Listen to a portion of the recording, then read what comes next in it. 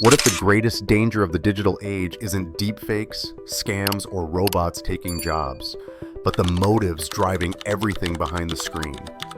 Tristan Harris, co-founder of the Center for Humane Technology and former design ethicist at Google, says this: "The problem isn't the technology, it's the incentive. Every platform that's rewarded by attention inevitably learns to keep you hooked, with outrage, shock, and addiction." Now imagine that same formula multiplied by millions, supercharged by AI. If you understand the motive, you can predict the future, and that future could consume the knowledge workforce faster than we can adapt. Act 1. The wrong incentives. On The Daily Show, Harris laid it bare.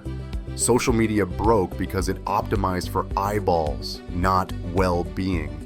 Everything else, kids' mental health, politics, journalism, was collateral damage.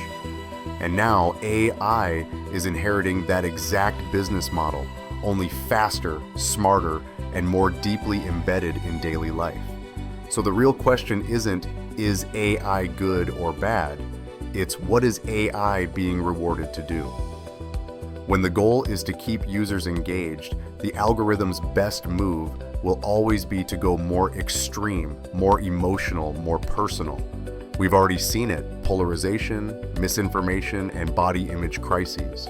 But now, with generative AI, the system gains superpowers: language models that talk back, videos spun from nothing, agents that run tasks on their own, and companions that talk to you 24/7.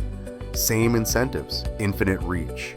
This time, it's not just social media, it's every system that touches our lives. Act 2. When the tool becomes the inventor. This revolution is different. We're not just building better tools, we're creating inventors. AI agents can already perform cognitive work once reserved for experts. That's why the old reassurance, every industrial revolution created new jobs, feels weaker now. Because when intelligence itself becomes automated, science, engineering, and even moral reasoning can be outsourced to machines. Some call this the last invention. Not to provoke fear, but to signal a shift in what it means to create. AI systems are trained on the knowledge of all humankind: books, code, art, photos.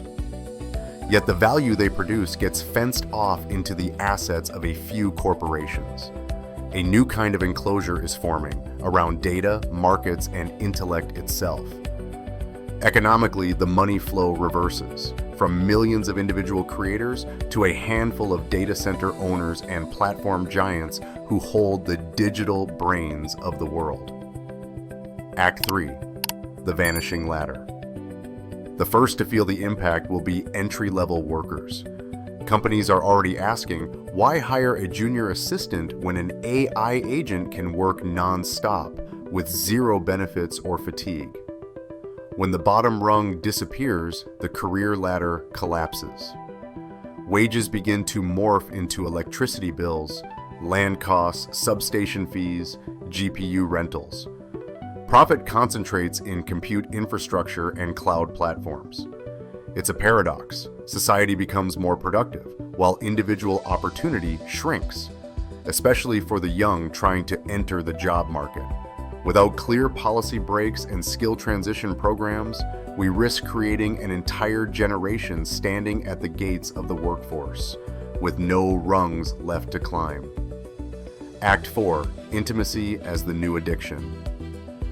To maximize engagement, AI is becoming human-like: study buddies that become therapists, customer service bots that turn into friends. But the same retention motive can slip into emotional dependency, attachment issues, and even dangerous behavior reinforcement.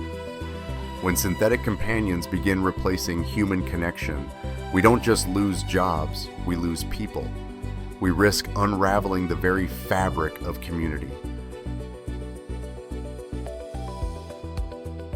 Child protection, limit emotional bonding features for minors, and expose recommendation systems to public oversight. Whistleblower channels and pre-release testing Major capability upgrades must undergo independent impact assessments before deployment. Compute control. Set global caps on training power and chip usage by capability tier, stretching the timeline from 5 years to 50, buying humanity time to adapt and legislate. Focused AI. Invest in narrow AI that serves measurable goals. Cancer research, new materials, clean energy. Areas where progress is quantifiable and risk is bounded. Act 6. The real investment.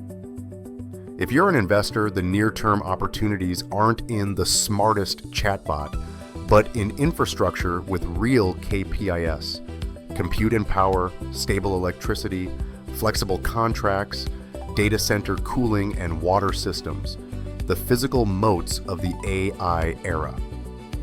Enterprise agents, AI embedded into real workflows, customer service, operations, finance, where ROI is measurable, safety and compliance, watermarking, model audits, content provenance, costs that become mandatory like insurance. But note, when liability becomes law, profit margins will tighten. Valuations must reflect risk. Act 7. The global dilemma. For decades, if we don't build it, someone else will, fueled every tech race. But at the edge of superintelligence, this logic collapses. It starts to look more like mutual assured destruction. Whoever wins first might still lose everything. That's why we need minimum global cooperation, shared safety standards, transparent testing, and early warning networks across nations. History proves we can build brakes, nuclear, ozone, gene editing, if transparency and shared risk make it worth doing. Final message. Tristan Harris's point is simple but profound. Bad motives multiplied by great power equals catastrophic outcomes. The smart move isn't to slam the brakes to zero, it's to steer differently. Price in risk, protect the young, and buy ourselves time to build guardrails. Because the AI race isn't just about innovation, it's about survival of alignment. If you want part 2, when AI liability becomes part of a company's P&L, hit like, subscribe, and comment below. Which brake should we pull first? Liability, kids, or compute cap? And remember, Billionaire Investment will keep revealing the blueprints of power shaping the AI age. This is just the beginning of the most consequential story of our time.